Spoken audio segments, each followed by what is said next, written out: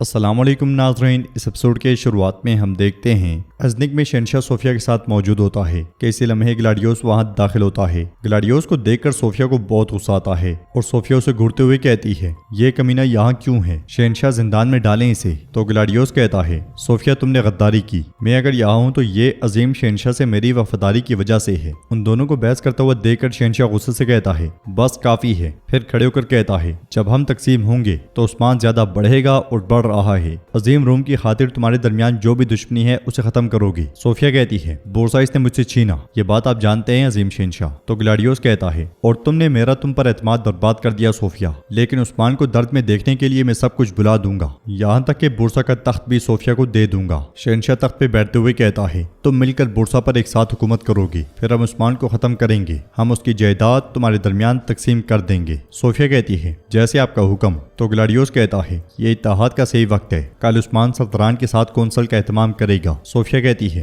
अगर उस्मान ने कल तमाम सरदारान को एक साथ इकट्ठा किया है तो इसका मतलब है कि वो कुछ बड़ी चीज के पीछे है। इसमें कोई शक नहीं कि इस मामले का अंजाम बाज़ंतीन को मुतासर करेगा। ग्लाडियोस कहता है, परेशान ना हो, हम जान लेंगे कि कौंसल में क्या हुआ, मेरे पास उनके दरमियान एक जासूस है। जवाबन शहंशाह कहता है, ग्लाडियोस जासूस की मौजूदगी हमारी बहुत मदद करेगी, लेकिन ये काफी नहीं है। कल सरहदी इलाकों के गवर्नर मैदान में जमा होंगे, हम अजीम बाज़ंतीन की आग को दोबारा जलाएंगे, हम सोए हुए बाज़ंतीन की रूह को एक बार फिर जिंदा करेंगे। दूसरी तरफ काई कबीले के सरदार खेमे के सामने तमाम सरदारान जमा होते हैं। यगीत अलाउद्दीन से पूछता है, कल से हर कोई उस्मान साहब की कौंसल के बारे में बातें कर रहा है, क्या आप जानते हैं कि ये कौंसल किस लिए है? तो अलाउद्दीन उसे कहता है, सरदार अपने अल्फाज कौंसल में बोलता है यगीत साहब, हम सबको जल्दी पता चल जाएगा। सरदार हसन आगे बढ़ते हुए कहता है, सरदारान मंगोलों का खतरा टल गया है, अल्लाह का शुक्र है, अब उस्मान साहब अवाम और रियासत की खातिर नए फैसले करेंगे। कोजा बेबी कहते हैं, मंगोलों का खतरा खत्म हो गया है, लेकिन अब भी अफरा तफरी है। मैंने सुना है कि तुर्क सरदारान आपस में लड़ रहे हैं, गर्मियान और करामान, इस जंग में हमारी जगह कहाँ होगी सरदारान? इसलिए मैं बुरान खेमे से बाहर आता है और बुलंद आवाज से कहता है, तमाम हजरात खेमे में तशरीफ लाएं। यह सुनते साथ ही सरदारान खेमे में आ जाते हैं और एक तरफ से उस्मान साहब सामने आते हैं। उस्मान साहब बैठते हुए अल्लाह ताला के बाबरकत नामों से जिरगे का आगाज करते हैं। फिर कहते हैं, हम शुरू में मुट्ठी भर थे, लेकिन हमने इन सरहदों से काफिरों को उखाड़ फेंका, हम एक इमारत थी और अब हम एक रियासत बन गई। ये रियासत जिसे मंगोलों ने जलाकर तबाह कर दिया था, हम इसे दोबारा इसकी साबका शान शौकत से मिलवाएंगे। जेरकुतय कहता है, रियासत को मजबूत बनाने वाली चीज इंसाफ और रिवायात हैं, लेकिन खजाना भी जरूरी है। मंगोलों के साथ जंग ने हमारे खजाने खाली कर दिए हैं हुजूर। कोजाबे कहते हैं, सिपाहियों के पास खेमों के सिवा कुछ नहीं है, हम इस रियासत को दोबारा कैसे मजबूत बनाएंगे? यह सुनकर उस्मान साहब कहते हैं, जिहाद के रास्ते पर चलकर, जिहाद हमारे लिए खजाने के दरवाजे खोल देगा। जहां तक खजाने का ताल्लुक है वो बाज़ंतीन की सरहदों में वाक़ है, जहां ना इंसाफी और जुल्म अरूज पर है। सरदार हसन कहता है, खाना बदोश कदम जमाए बगैर जंग में कूद गए, हमने जंग की और मंगोलों को तहस नहस किया अल्लाह के हुक्म से,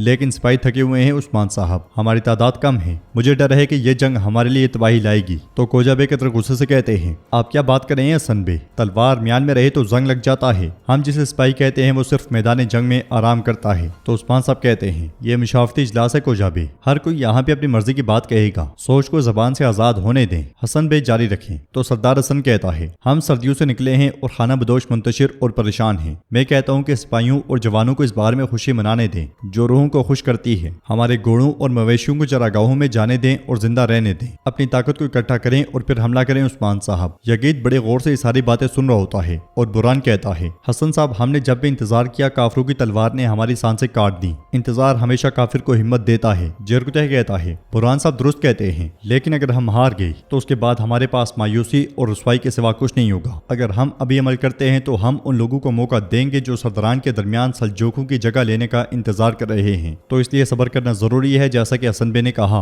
अगर एहतियात भी हो तो मेरे ख्याल में इसका इम्कान ज्यादा है। कोजाबे कहते हैं, जालिम के खिलाफ हिम्मत, कैद के खिलाफ आजादी की जरूरत है सरदारान, फना हो जाने के डर से जीने वाले तहस नहस हो जाएंगे। मैं कहता हूँ कि हम बिल्कुल ना रुकें और जारी रखें। फिर उस्मान साहब अलाउद्दीन से पूछते हैं, हम क्या करें अलाउद्दीन बे? तो अलाउद्दीन कहता है, जितना मैं आने वाली लड़ाई के बारे में सोच रहा हूँ उतना ही मैं सिपाहियों की मौजूदा तादाद के बारे में भी सोच रहा हूँ। अगर लश्कर कमजोर हो तो रियासत का वजूद खतरे में पड़ जाएगा। उस्मान साहब पूछते हैं, क्या आपको लगता है कि हमें जंग से पीछे हट जाना चाहिए? तो अलाउद्दीन कहता है, नहीं बिल्कुल नहीं, लेकिन मोहतात रहने में फायदा है, मैं ये कहना चाहता हूँ। सबकी बातें सुनने के बाद उस्मान साहब कहते हैं, मेरे सरदारों मेरे साथियों, मैंने आपको सुना, जैसा कि ओगोज रिवायात की जरूरत है, रियासत सिर्फ आप जैसे साहिब बसीरत सरदारों के वजूद से कायम है। मैं आपकी बात समझ रहा हूँ, लेकिन ये जान लें जब तक हम सीधे रास्ते पर हैं, अजीम अल्लाह हमेशा हमारे साथ होगा। करासे जानदार اور گرمیان، کرمان اور دیگر عمارتیں، وہ سب سلجوکیوں کی طرح بننے کے لیے کوشاں ہیں۔ جہاں تک ہمارا تعلق ہے، اگر ہم ان سے منہ پھیر کر فتوحات کی طرف کر لیں تو ہم ان مسافروں کے دل جیت لیں گے جن کے دل جہاد کی آرزو سے جل رہے ہیں، کیونکہ اس طرح ہم بھی مضبوط ہوں گے اور ہماری ریاست بھی مضبوط ہوگی۔ بورسا میں شہنشاہ کا بھی دیوان لگا ہوتا ہے اور تمام گورنرز جمع ہوتے ہیں۔ شہنشاہ کہتا ہے، آپ کو ان لوگوں میں شامل ہونے کا اعزاز حاصل ہوا ہے جو عظیم روم کی ابدی شان کی خدمت کرتے ہیں۔ تم جو ضروری ہے وہ کرتے ہوئے جو ہمارا ہے اس کی حفاظت کرو گے۔ گلاڈیوس کیا ایسا نہیں ہے؟ تو گلاڈیوس کہتا ہے، ایسا ہی ہے، جبکہ ترک اس پر لڑ رہے ہیں کہ جو سلجوکیوں کے منتشر ہونے سے بچا تھا، تو ہمیں اپنی موجودگی کو مضبوط کرتے ہوئے اپنے آپ کو مضبوط کرنا چاہیے۔ لیکن ہمارے سامنے سب سے بڑی رکاوٹ عثمان ہے۔ عثمان جان چکا تھا کہ ترکوں سے تصادم اس کی قوت کو چوس لے گا۔ اس نے اپنی پوری طاقت ہماری طرف بازنطینی سلطنت کی جانب مرکوز کر دی اور وہ آپس کی لڑائیوں سے دور ہو گیا۔ اب ہمیں اس کی آگے کی حکمت عملی جاننی ہوگی، ہم تبھی اسے اپنے حق میں استعمال کر سکتے ہیں۔ ایک گورنر کہتا ہے، میں تم سے متفق ہوں، مگر جب سے عثمان نے اولوگچار کو قتل کیا ہے، اس کی عظمت اور ساکھ اور بھی بلند ہو گئی ہے، اس کی گونج دور دراز دیہاتوں تک پہنچ گئی ہے۔ دوسرا گورنر کہتا ہے، عثمان ان ترک سرداروں کو اپنی طرف کھینچے گا جو سلجوکیوں کی جانشینی کی دوڑ سے کنارہ کش ہو چکے ہیں۔ گلاڈیوس کہتا ہے، یہی سب سے بڑی وجہ ہے،